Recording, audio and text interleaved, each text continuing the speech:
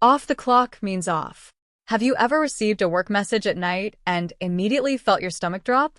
Maybe you were watching a movie, having dinner, spending time with family, trying to relax after a long day.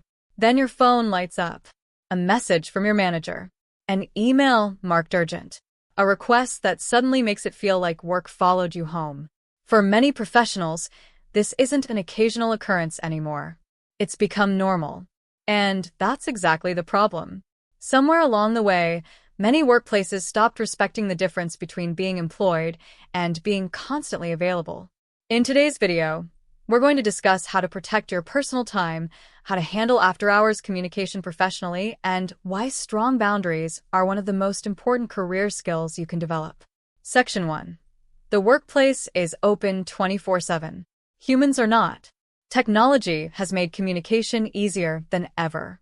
We can send messages instantly, join meetings from anywhere, respond to emails from our phones, collaborate across continents. These tools are powerful, but they have created a dangerous illusion. The illusion that because someone can work at any moment, they should work at every moment. That's simply not sustainable. Businesses may operate 24 hours a day. People do not. The human brain needs recovery. Focus requires recovery. Creativity requires recovery. Performance requires recovery. Without recovery, burnout becomes inevitable. Section 2. How after-hours expectations are created. Many professionals assume managers consciously decide to invade their personal time. Sometimes that's true, but often, expectations develop unintentionally. Here's how it happens. A manager sends a message at 9 p.m. You respond immediately. The next week they send another message. Again, you respond. Over time, a pattern forms, not because anyone formally agreed to it, but because behavior creates expectations. The workplace begins to see you as someone who is always available. That's why boundaries must be established early, not after the expectation already exists. Section 3. The hidden cost of being constantly available. Most people think the biggest problem is the extra work. It's not. The biggest problem is the mental interruption. Even if a message takes only 2 minutes to answer, your brain often remains engaged far longer. You start thinking about projects, deadlines, problems, meetings. You may physically leave work, but mentally, you're still there. And when that happens repeatedly, your personal time stops feeling personal. This is one of the fastest routes to chronic stress and burnout. Section 4. The difference between emergencies and poor planning. Let's address something important. Not every after-hours message is unreasonable. Some industries genuinely experience emergencies, but many situations aren't emergencies at all. They're simply poor planning disguised as urgency. One question can help you identify the difference. Would waiting until tomorrow create significant business risk? If the answer is no, it's probably not an emergency. A genuine emergency should be rare. If everything is urgent, then nothing is urgent. Section 5.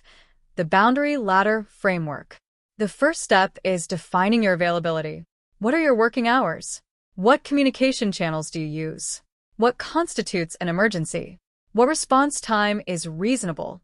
If you haven't answered these questions for yourself, you won't be able to communicate them effectively. The second step is setting expectations. This doesn't require confrontation. It requires consistency. For example, thank you for sending this through. I'll review it first thing tomorrow morning. Simple, professional, respectful. The third step is maintaining the boundary. Many professionals communicate boundaries once, then immediately abandon them. Boundaries only work when they're consistently enforced. Section 6. Scripts for after-hours messages. Let's make this practical.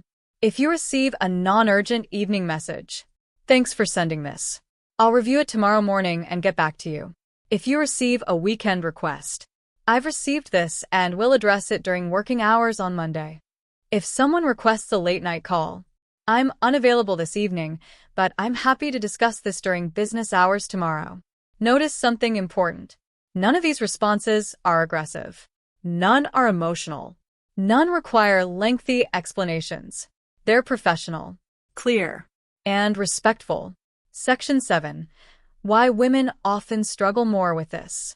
Many women face additional pressure to be accommodating, helpful, responsive, available.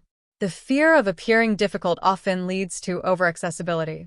The problem is that overaccessibility eventually becomes expected, and expectations become obligations. Professionalism is not measured by how quickly you answer a message at 10 p.m. Professionalism is measured by the quality of your work, your reliability, and your results. Those things matter far more than constant availability. Section 8. What highly respected professionals understand. The most respected professionals understand something many people don't. Availability and value are not the same thing. Some of the most successful people in any organization are actually very protective of their time. Not because they're arrogant, because they understand that focus is valuable, recovery is valuable, personal time is valuable. And once you allow every notification to interrupt your life, all three begin to disappear. Final thoughts. Your evenings matter. Your weekends matter. Your holidays matter. Your personal life matters. Work is important, but work should support your life, not consume it. The goal isn't to become unavailable. The goal is to ensure that work remains in its proper place. Because the healthiest professionals aren't the ones who are available 24 hours a day. They're the ones who know when to switch off. If you found this video valuable, make sure to read the full article linked in the description below. You'll also find the workplace boundaries and self-advocacy blueprint in the description if you're ready to build stronger workplace boundaries, protect your peace, and take control of your professional life. Thank you for watching, and I'll see you in the next video.